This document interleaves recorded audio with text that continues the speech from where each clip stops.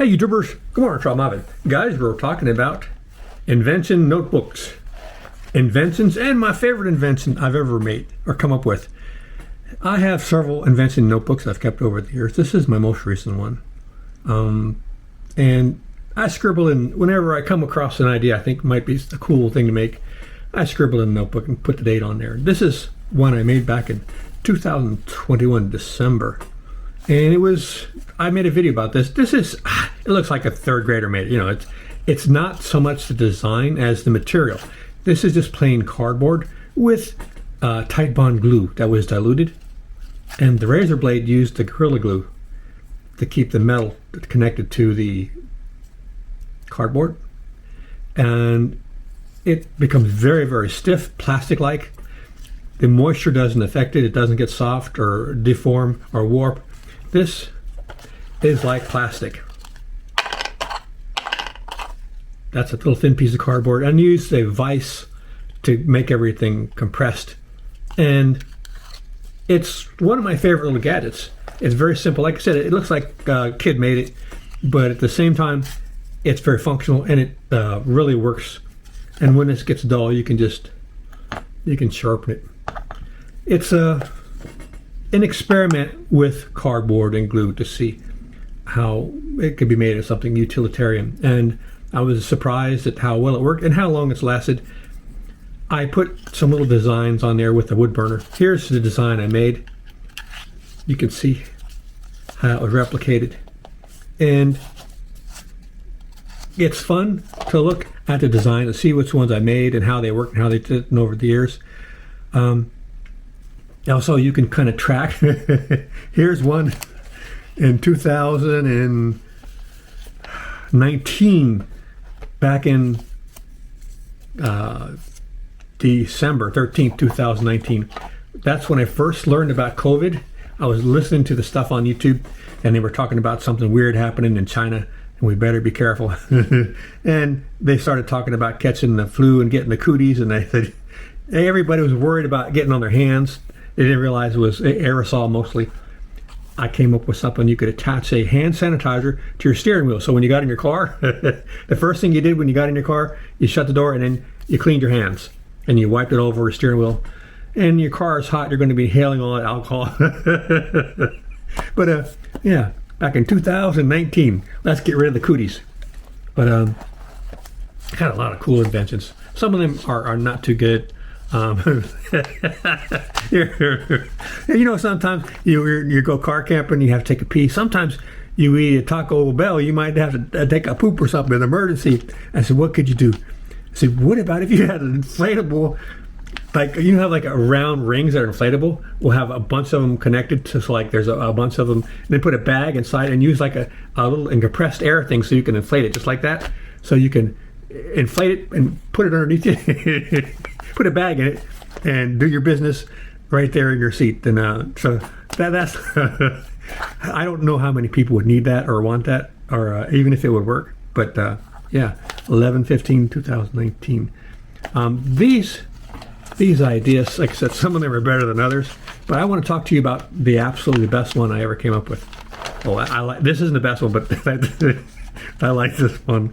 How to turn a pistol into a kind of like a rifle thing. You put a stock on it, and then there's a handle that goes on the side, and in the front of the handle there's a bayonet.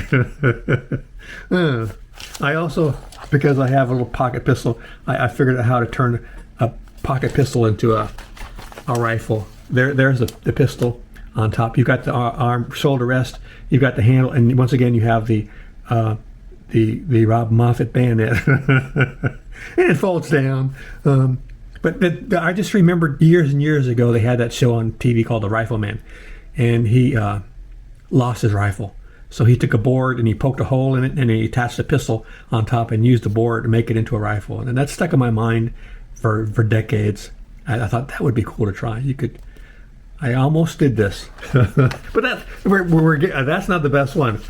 If you're still sticking around, if you're still listening, out of all these ideas in this book or others, this is my favorite.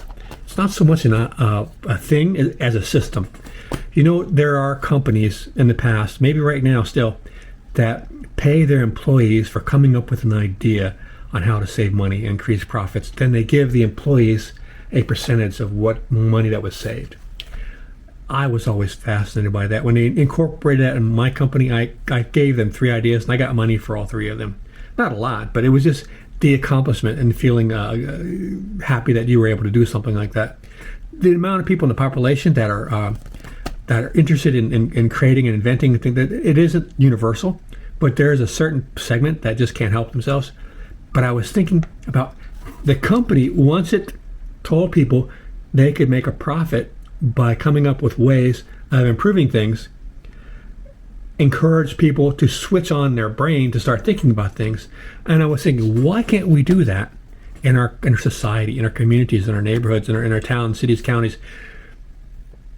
There's over, I think, 3,000 counties in USA, and there's like tens of thousands of cities. Each one of them are a separate government.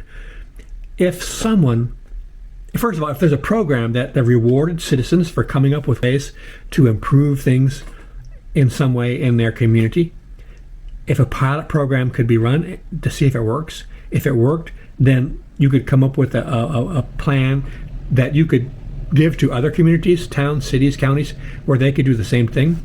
And those towns, cities, communities, states, they could pay a small fee, let's say $100. There's 3,000 counties. If each one incorporated an idea that someone came up with, that's $300,000 that person would get. So there's a big incentive for people to come up with things. Now, of course, there's a big danger because anytime you have money in the government, there's fraud. In fact, they say there's close to $1 trillion stolen every year in this country. During COVID, there was $400 billion stolen from COVID programs, and the government has not put anybody in the government in jail yet. I think the individual citizens that did things, but that amount of money has not been recovered. Hardly anybody's going to jail, and it's a nightmare. So this program could be a magnet for fraud, but if you come up with an idea how to do something, and the city or county is going to pay like $100 into the program, it's pretty easy to see where the money's coming from and where it's going to. But I was thinking you could have the government come up with like a social patent organization and have people that have ideas, their communities could try a pilot program, and then if it worked, like you let's say you have someone who wants to have a allotment program where they can grow vegetables and fruit and stuff. They have that in Europe. Over here, they don't have it. What if you found a way that you could do it here and get over the objections to it, to where it would work for the community, and then people could do that? It would be something that would be beneficial to the community. What if you have a way where kids are walking home from school and make it safer for them? Just make some small changes. Doesn't cost a lot of money, and then it makes your children safer. And then you would incorporate that in all the towns and cities, communities. And those that wanted to get with the program, they'd pay a very, very small fee. But those small fees added on to all the communities in the country comes up with a fairly large amount of money that would be an excellent incentive for people to turn that switch on in their brain, to start thinking about, instead of always complaining about how bad things are, or just having being black-pilled that everything's getting worse or there's nothing you can do. Take that switch and turn it on to what are the things we could improve in our town, our city, our county, or our state that would make it better for people living here. And it may not even be like a financial thing where you would save money, like by purchasing something better or different, but maybe just a system where people do things different, and then there's a social benefit that is intangible, but still it's worth a lot. So long as other places were willing to pay a small fee to like get the report and feedback and how to incorporate it into their area, it would be worthwhile to those other communities, and it would incentivize people to start thinking differently. Because you're a citizen, you're living in a town, a city, county, state. You live there, but you don't have any agency. You can't do anything. But this way, it gives you an option. You can do something. What if there's a way that you see the government's doing something, they could just change it, and it would save a lot of money or save a lot of time or increase the effectiveness? You turn people into idea generators of how to make things better, instead of full of grievances in anger and wanting to get torches and pitchforks. I think there's a lot of barriers to this idea. Like I said, there could be a lot of fraud. You could have people in the program that only give money to certain people or certain organizations or whatever, or they focus on one thing and they don't want to focus on others. But I see if there was enough involvement with people, it would be more difficult for the organization to have biases.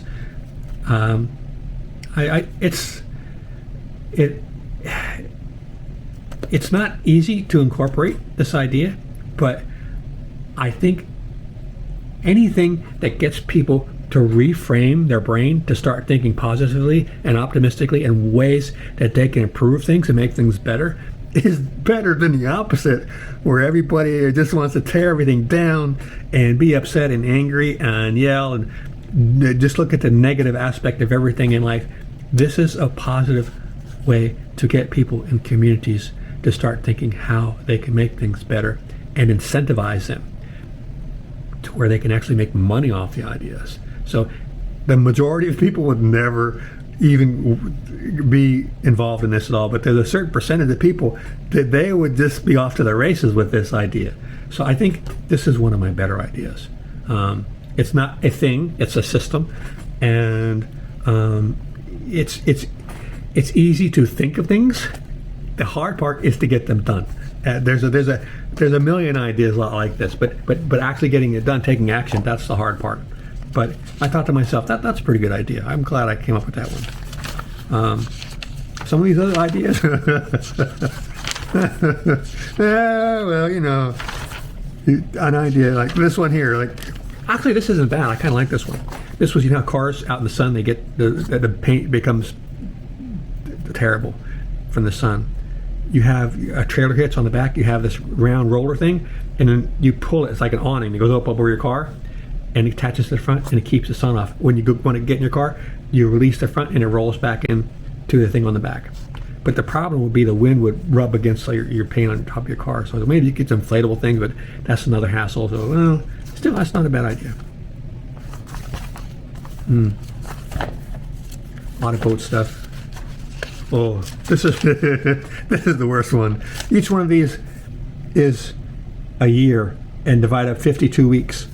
And so I just did this to see how old I was and where my life was going and, and how much time I had left. Very sobering, very, very sobering. You can look at each one of these and try to remember where you were at, what you were doing, and so on. And then all gone. Try not to look at that one too much. Yeah, a lot of boat stuff. But, I think everybody should have a invention book and write it down, put the date, and if you use a pencil, do it really hard because over time it fades, like everything in life. Yeah, get yourself an invention book, start making inventions, and I think you'll have a little more fun in life. All right, guys, hope you enjoyed this one, and see you out there.